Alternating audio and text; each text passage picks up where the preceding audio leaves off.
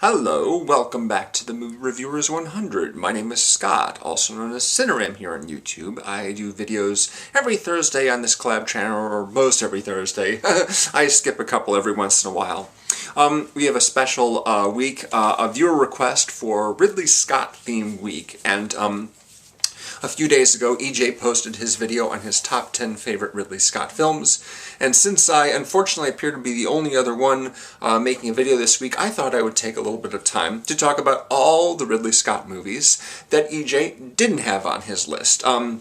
If you'd like to see his video, of course, you can find that on our channel page. Please go ahead and watch that. I think you'll find it very entertaining. So yeah, here are all the movies that Ridley Scott directed that weren't on EJ's list. First of all, Duelists, his Ridley Scott's debut film, the one he made before Alien. I haven't seen this movie, so I can't really talk about what it's about or anything like that. Legend, starring Tom Cruise, Mia Sara, and Tim Curry. It's a fantasy film about protecting the last unicorn. Tim Curry has huge amounts of prosthetic makeup. He plays like Satan, I think. It's a fantasy thing, very sort of gauzy look to it. Not really a big fan of this movie. It's a bit tedious. To me, anyway. Someone to Watch Over Me. This was a late 80s thriller. Mimi Rogers, a very elegant, gorgeous lady, witnesses a murder, and she's put into protective custody, and she is being watched over by Tom Berenger, the cop, and they have an affair, despite the fact that he's married, and this causes all kinds of problems for him. Pretty decent thriller, very, very, moodily lit, as a lot of them are. Black Rain. This is a 1989 thriller with Michael Douglas as a New York cop who happens to come across basically a member of the Yakuza. The Japanese mafia. And so he is, along with his partner Andy Garcia, going to take him back to Japan to face justice there. But the Yakuza member escapes, and so the two of them there in Japan trying to figure out where the guy is and how to stop him, how to bring him to justice. Not a great movie, kind of dumb actually. At least the Michael Douglas character is kind of dumb. But it's got some good set pieces. It's okay, and of course it looks fantastic. Just an amazingly well shot movie. In 1992, Ridley Scott released 1492 Conquest of Paradise, which is about Christopher Columbus. That was the year that Christopher Columbus arrived in the New World. Of course, he then proceeded to take it away from the Native Americans, and a lot of people hate him for that now, so yeah. And it's a long, really dull movie. Gerard Depardieu plays Christopher Columbus. Yeah, not a great movie. Don't recommend it. In 1996, White Squall was released. That stars Jeff Bridges and Caroline Goodall as a husband and wife taking basically a bunch of students on a ship, and there's this disaster at sea, and he's put on trial for negligence. It's been a long time since I've seen that movie, at least 20 years. It came out in 96, so I probably saw it like the year later on video. But no, yeah, I don't remember a great deal about that movie, sorry. One movie I do remember quite a lot about, because it's been on cable a bunch of times since it was released, G.I. Jane, came out the following year, 1997, one of the big summer movies with Demi Moore playing a naval officer. She's skilled in intelligence, but she's also very physically fit, and so they select her to be the first Navy SEAL to go through the incredibly intensive and grueling training program run by Viggo Mortensen, the Master Chief. She encounters all kinds of opposition, people who don't want her to succeed, people who hate the idea of a woman being a Navy SEAL, and, of course, the training itself is incredibly grueling.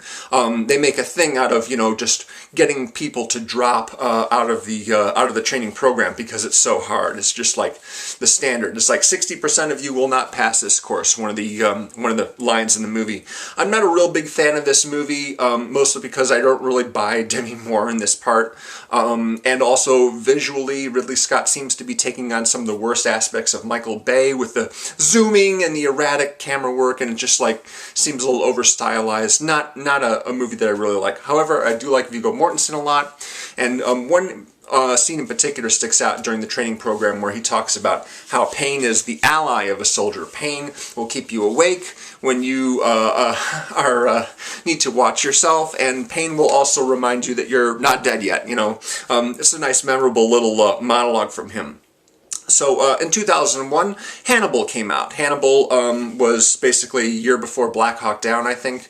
It's the adaptation of the Tom Harris novel, which is a sequel to his novel Silence of the Lambs. Once again, Anthony Hopkins plays Hannibal Lecter, and Anthony Heald plays his... No, sorry, I'm thinking of Red Dragon. Sorry about that.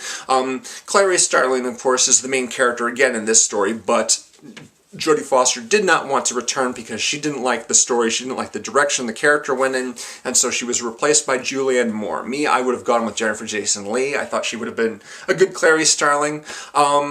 But yeah, Julianne Moore, she's okay, and you know, Anthony Hopkins really kind of hams it up, but the good performances are by Ray Liotta as the slime ball who's constantly undermining Clarice Starling's career, and Gary Oldman as Mason Verger, who is a former victim of Hannibal Lecter's, who is preparing a rather gruesome vengeance for him.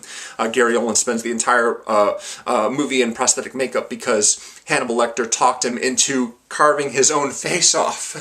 So he's had a lot of skin grafted onto his face, which doesn't really look like a face anymore, but he's great. I love Gary Oldman, and he's terrific in the movie, so it has that going for it. Oh, one of the other guys that did return, actually, from Silence of the Lambs is Barney, the fellow who works, basically, at the prison, who coaches Clarice through the procedures for dealing with him. That same guy, he appears in a couple other scenes in the new movie. Or I should say the sequel movie. After that, Ridley Scott made A Good Year, another film with Russell Crowe. He had made Gladiator with Russell Crowe at this point. A Good Year is about a commodities trader, a guy who really values making lots of money and having really nice things. And he is due to inherit like this vineyard basically out in the country anywhere, and he learns valuable lessons about life and what's really important, all like that. It's a really dull movie. I don't recommend it. After that, another Russell Crowe movie. Ridley Scott made another movie with Russell Crowe, which is Robin Hood, which I didn't see because I just didn't want to. I just didn't want to see the movie. It looked like a kind of a grim, self-serious thing. Robin Hood movies, I think, should be fun and lighthearted generally, and this one was just like, you know, another Gladiator movie, really, only not as much fun. So yeah, I never got around to seeing that, never really wanted to. In 2012, Prometheus came out, which is Ridley Scott's long-delayed follow-up to Alien. Instead of making an Alien sequel, he made this sort of prequel, which shows basically the first steps in creating the alien that we know from the movies. You have a bunch of humans that are set on an expedition looking for what they call engineers, the people that created the human race, that brought the organic material to the planet Earth before there was any life on it, that created life and created them.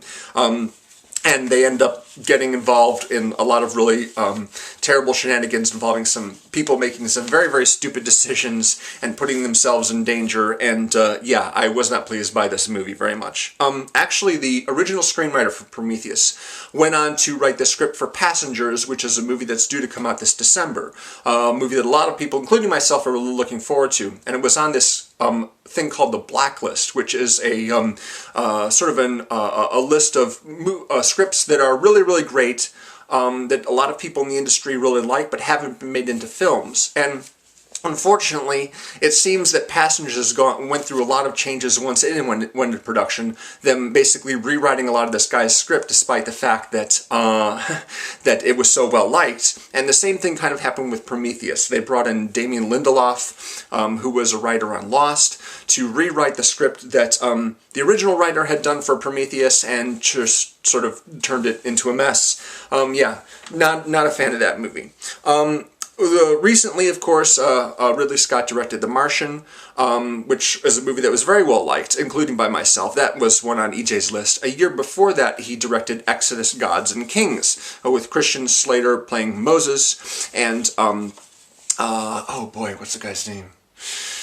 I'm having a little trouble remembering the name of his brother, basically, but they're two, basically, brothers who are raised, basically, in Egypt, and then they end up fighting each other. There's this whole conflict between them, and which leads to Moses leading all the people out, you know, the slaves, and the whole big, you know, water canal, you know, the supernatural water canal and what have you. You know, the flood, the breaking of the water. I can't remember exactly what they call it. There was a lot of guff about how they cast only white actors in the lead parts, and all the supporting characters and extras were basically like brown skin actors, you know, and so that left a real sour taste in my mouth, so I didn't really want to see that one. I may get around to seeing it someday, but I'm not eager to.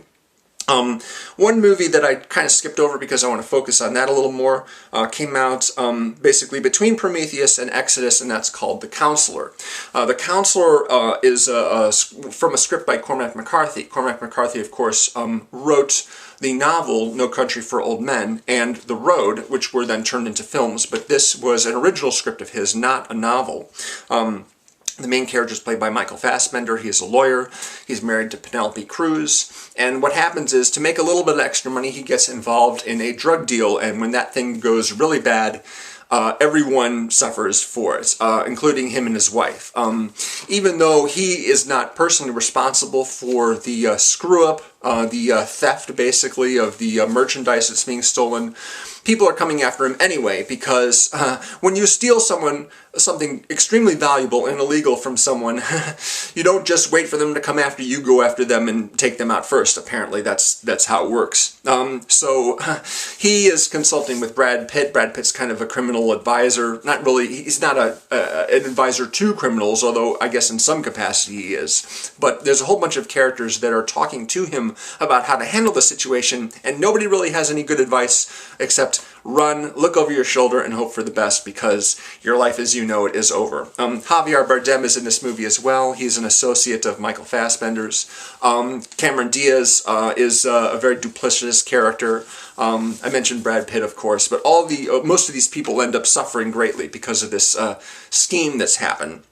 And one thing about The Counselor is it kind of reminds me of the movie Funny Games, in that it sort of is what I call an anti-thriller. A movie which has the story elements of a thriller, but it really isn't geared towards suspense. There's maybe a little suspense here and there, but for the most part, a lot of the characters are just doomed to suffer, and there really isn't any kind of question as to whether or not they're going to make it through or not, or be happy in the end, because ultimately no one is happy in the end. And there are some set pieces that you could call suspenseful, but really it's just more like the overwhelming tone of the film is dread. It's just like bad things are going to happen, and we're just going to wait around until that happens. It's just a matter of time. So not a movie that I would say is fun, but it's better, I think, for me. I find it more interesting than most of the other movies that I just mentioned. So yeah, there's a kind of recommendation. As for the Ridley Scott movies, I really like most of them. EJ already mentioned Black Hawk Down, Alien, Matchstick Men's really fun, Gladiator, of course. I love Gladiator. The score is one of Hans Zimmer's best, but my favorite is probably Thelma and Louise, which is kind of an out-of-character film for Ridley Scott. You know, normally he does kind of dark movies, but this one's it doesn't necessarily have a happy ending. I'm sure you've seen the movie, you know about what happens in the end. But it is certainly more lighthearted and more upbeat and positive than a lot of the other films that he's done. And so that's probably the one that I recommend over all others. Of course, Matchstick Men is a great deal of fun. I really like that movie a lot. Gladiator, Alien, yeah, and Black Hawk Down, super, super intense. It's just like unrelentingly exciting. Yeah, it just balls out action movie. Based on real life, of course.